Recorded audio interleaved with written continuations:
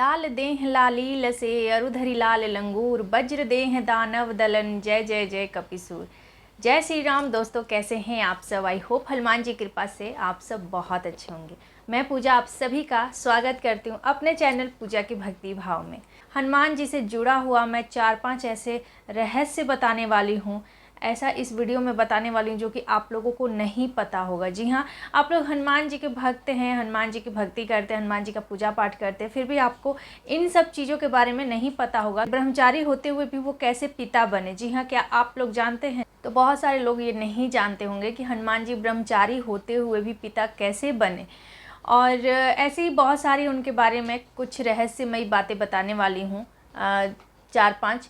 तो आप लोग वीडियो में बने रहिए। वीडियो अच्छी लगे तो लाइक शेयर कर दीजिए, और चैनल पे पहली बार आए हैं, वीडियो को फर्स्ट टाइम देख रहे हैं, तो चैनल को सब्सक्राइब करके बेल आइकन को प्रेस करके इस छोटी सी फैमिली का हिस्सा बन जाइए। तो चलिए वीडियो में आगे बढ़ते हैं और बताते हैं आपको हनुमान जी से जुड़ा हुआ 4-5 रहस्य जो कि आप लोग नहीं जानते हैं।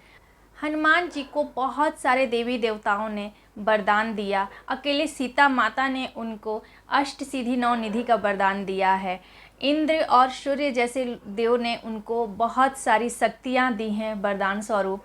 ब्रह्मा देव ने भी उनको बहुत सारे वरदान दिए हैं, जिसमें से एक सबसे बड़ा वरदान था कि उनके ऊपर ब्रह्मास्त्र का कोई असर नहीं होगा। जी हाँ, हनुमान जी के पास बहुत शक्ति है, बहुत ताकत है, बहुत सारे वरदान उनको मिले हुए हैं। उनको अजय का वरदान मिला, अमर का वरदान मिला है, वो चिरंजीवी हैं। आज भी कलयुग के मतलब कलयुग में पूजे जाते हैं और कलयुग के देव कहे जाते हैं। कलयुग में भी वो आज भी सशरीर इस पृथ्वी पर मौजूद हैं। उनके पास ऐसी शक्ति है जिससे वो मच्छर से छोटा और हिमालय से बड़ा रूप धारण कर सकते हैं। वो कहीं भी आ जा सकते हैं।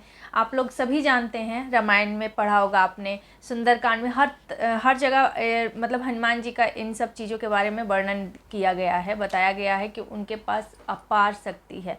तो शक्ति के बारे में तो सभी जानते हैं, आराधना भी करते हैं हनुमान जी की। लेकिन कुछ रहस्य है हनुमान जी का जो कि मैं आज इस वीडियो में लेकर आई हूँ और आप लोग के साथ शेयर करूँगी कि हनुमान जी ब्रह्मचारी होते हुए भी पिता कैसे बन गए।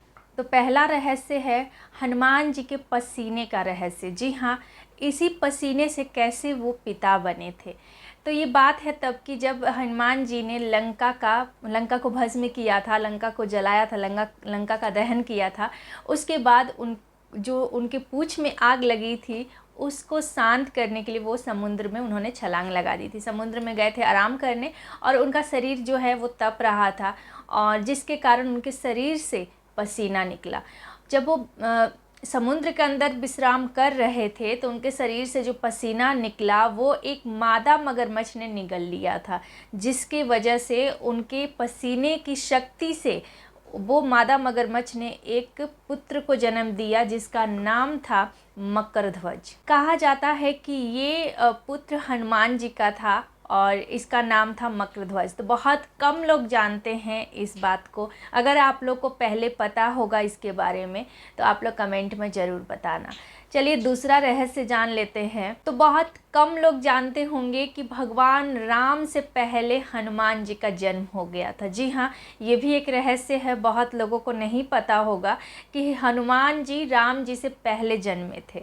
कर्नाटक राज्य के कोप्पल जिले में हम्पी नामक एक गांव था, वहां पे उनका जन्म हुआ था। मतंग ऋषि के आश्रम में उनका जन्म हुआ था।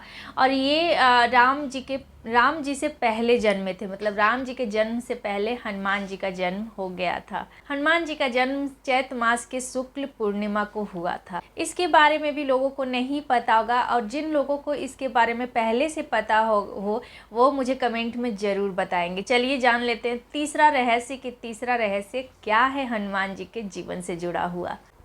तो तीसरा आई थिंक सबको पता होगा, 99% लोगों को पता होगा तीसरे के बारे में कि हनुमान जी जागृत अवस्था में अभी भी हैं, मतलब कलयुग में वो जागृत देव हैं और आज भी सशरीर इस धरती पे मौजूद है, अजय अमर है। कल्प के अंत तक अपने शरीर में ही रहेंगे हनुमान जी, ये तो सभी जानते हैं। जी हाँ, श्री राम जी ने उनको ये वरदान दिया था कि आपको कलयुग के अंत तक इस पृथ्वी पर रहना है और यहाँ पे भक्तों की पुकार सुननी है, उनकी रक्षा करनी है।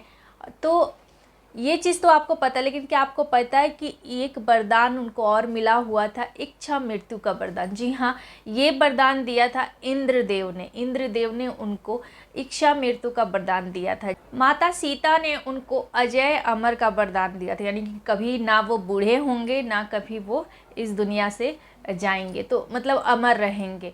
तो इस तरह के वरदान, वैसे भी कहा जाता है कि शिव जी अजय अमर हैं और शिव जी के ही 11वें रुद्र अवतार माने जाते हैं हनुमान जी, तो वो भी एक तरह से अमर ही हैं।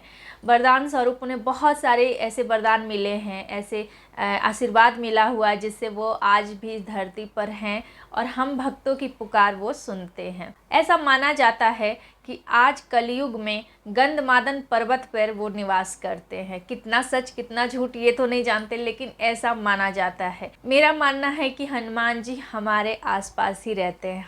हवा है, जैसे पवन पुत्र हैं, तो वो पवन एक तरह से हवा में रहते हैं, हम उन्हें महसूस कर सकते हैं, वो हमारे आसपास ही रहते हैं। तो चलिए जानते हैं अगला रहस्य क्या है। तो देखिए, हनुमान जी राम जी के भक्त हैं, ऐसा सभी जानते हैं कि हनुमान जी राम जी के भक्त हैं, राम की सेवा करते हैं, दिन रात उनकी सेवा में लीन रहते हैं। लेकिन हनुमान जी किसी और के भी सेवक हैं। क्या आप जानते हैं वो कौन है? जगदम्बा। जी हाँ, मतलब दुर्गा माँ जगदम्बा, जो कि सती का रूप जो होता है उनका आप कह सकते। तो हनुमान जी जगदम्बा माँ की, हनुमान जी दुर्गा माँ के, हनुमान जी शक्ति के सेवक हैं। ऐसा माना जाता है कि जब जगदम्बा माँ चलती हैं, दुर्गा माँ चलती हैं, तो आगे चलते हैं हनुमान जी और पीछे चलते हैं, उनके पीछे चलते हैं भैरव बाबा। तो आपने देखा होगा कि जहाँ भी शक्ति का मंदिर है, जहाँ भी दुर्गा माँ का मंदिर होता है, जगदम्बा का मंदिर होता है, वहाँ पे आपको हनुमान जी का भी मंदिर ज़रूर मिलेगा, आपको वहाँ पे भैरव बाबा का भी मंदिर ज़रूर मिलेगा। तो ऐसा माना जाता है कि हनुमान जी राम जी के साथ साथ जगदम्बा, दुर्गा या जो भी आप कहिए शक्ति, उनकी सेवा करते हैं। तो चलिए जान लेते हैं 5वां रहस्य क्या है हनुमान जी के बारे में। तो क्या आप लोग जानते हैं कि रामायण किसने लिखी थी?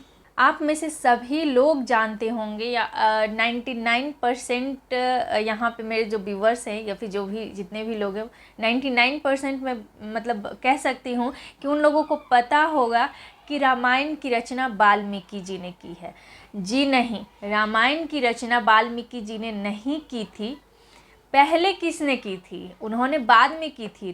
वाल्मीकि जी ने रचना की थी लेकिन बाद में की थी। पहले रचना किसने की थी? रामायण सबसे पहले किसने लिखा था? क्या आप जानते हैं? सबसे पहले रामायण लिखा था हनुमान जी ने। जी हाँ, हनुमद रामायण सबसे पहले लिखी गई थी और वो उन्होंने लिखी थी अपने नाखूनों से। कैसे लिखी थी चलिए जानते हैं। ये बात है रामायण काल की, जब राम जी ने रावण पर विजय प्राप्त कर ली और वो अपने नगर अयोध्या लौट गए और अयोध्या में राज करने लगे। तब हनुमान जी हिमालय पर्वत पे चले गए और वहाँ जाकर उन्होंने शिव की तपस्या शुरू कर दी। जी हाँ, शिव की तपस्या वो किया करते थे और डेली अपने नाखूनों से एक शिला पर कुछ न मतलब राम की कथा लिखते थे। इसी तरह समय बीतते गया, वो अपने नाखूनों से रोज़ उस शिला पे लिखते गए और इस तरह से उन्होंने हनुमद रामायण की रचना कर डाली। उसके बाद महर्षि वाल्मीकि ने भी वाल्मीकि रामायण की रचना की। जब उनका जो वाल्मीकि रामायण थी, जब वो संपूर्ण हो गई तो वो उनके मन में ये विचार आया कि ये रामायण पहले हम शिव को अर्पित करें, शिव देखें, पढ़ें इस रामायण को, उसके बाद सभी को इसके बारे में पता चले। यही आशा लेके वो कैलाश पर्वत गए, महर्षि वाल्मीकि जी। वहाँ जाके उन्होंने शिव को दिखाना अपना जो रामायण उन्होंने लिखी थी वो दिखाने जा ही रहे थे कि उनकी नज़र उस शिला पे पड़ी, हनुमान पे पड़ी और वहाँ पे उन्होंने पाया कि उस शिला पे रामायण लिखी हुई है। जब उन्होंने वो रामायण देखी, पढ़ी, तो वो बहुत ही अफसोस करने लगे, वो दुखी हो गए कि इतनी अच्छी रामायण लिखी हुई है हनुमान जी ने, मेरी रामायण तो कोई नहीं सुनेगा, कोई नहीं पढ़ेगा, इस रामायण के आगे तो मेरी रामायण मतलब जीरो है, कुछ नहीं है। फिर उन्होंने मतलब दुखी हो गए, लेकिन जो उनके मन में विचार थे वो विचार हनुमान जी समझ चुके थे, क्योंकि उन्होंने उनको देख लिया, समझ गए। फिर भी उन्होंने उनसे कारण पूछा कि आप दुखी क्यों हैं। तो तब उन्होंने मतलब ये जो भी उनके अंदर चल रही थी बातें वो उन्होंने उनको बताई हनुमान जी को। ये सारी सुनने के बाद उन्होंने क्या किया, एक कंधे पे वो शिला उठा ली जिस पे उन्होंने रामायण लिखी थी, और एक कंधे पे महर्षि वाल्मीकि को, उनको लेकर वो समुद्र के किनारे पहुँचे। और वहाँ जाकर जो शिला पे उन्होंने रामायण लिखी थी हनुमान जी ने, उस हनुमंत रामायण को उन्होंने समुद्र में फेंक दिया। महर्षि वाल्मीकि से कहा कि अब आपकी रामायण सब जानेंगे और सब पढ़ेंगे, सब इसको स्वीकारेंगे आपकी इस रामायण को। आपकी रामायण बहुत अच्छी लिखी हुई है। ये सुनकर महर्षि वाल्मीकि बहुत ही ज़्यादा खुश हुए और एक तरह से प्रसन्न हो गए कि आपने मेरे लिए अपनी लिखी हुई रामायण को फेंक दी पानी में, समुद्र में। और उन्होंने ये कहा कि मैं फिर जन्म लूँगा, कलयुग में आऊँगा और मैं फिर से रामायण की रचना करूँगा। तो कहा जाता है, ऐसा माना जाता है कि जो गोस्वामी तुलसीदास जी हैं वो वाल्मीकि के ही अवतार माने जाते हैं। उन्होंने यहाँ कलयुग में आके उस रामायण की दोबारा से रचना की थी। जी हाँ, जो वाल्मीकि रामायण है उसे संस्कृत में लिखा हुआ था। वो वाल्मीकि रामायण को संस्कृत में वाल्मीकि जी ने लिखी थी। उस रामायण को तुलसीदास जी ने हिंदी में लिखा था। तो ये बातें किस किस को पता थी, कितने लोग जानते थे इसके बारे में, मुझे कमेंट में ज़रूर बताइएगा। और जिनको नहीं पता थी वो जय श्री राम जय हनुमान ज़रूर लिखना कमेंट में। तो ये 5 रहस्य जो कि बहुत कम लोग जानते हैं हनुमान जी के बारे में, और जिनको पता होगा, मैं बार बार बोल रही हूँ, आप लोग कमेंट में ज़रूर बताइएगा। और जिनको नहीं पता है उनके लिए ये एक तरह से ज्ञान है। और अगर आपको वीडियो अच्छी लगी, आपको कुछ यहाँ से सीखने को, जानने को मिला, तो आप लोग ज़रूर इस वीडियो को लाइक कीजिए और इस वीडियो को ज़्यादा से ज़्यादा शेयर कीजिए, ताकि जिनको नहीं पता उन तक भी ये बातें पहुँच सके। तो मिलती हूँ मैं आप सबसे ऐसी एक और नई वीडियो के साथ। तब तक के लिए जय श्री राम जय हनुमान, हर हर महादेव।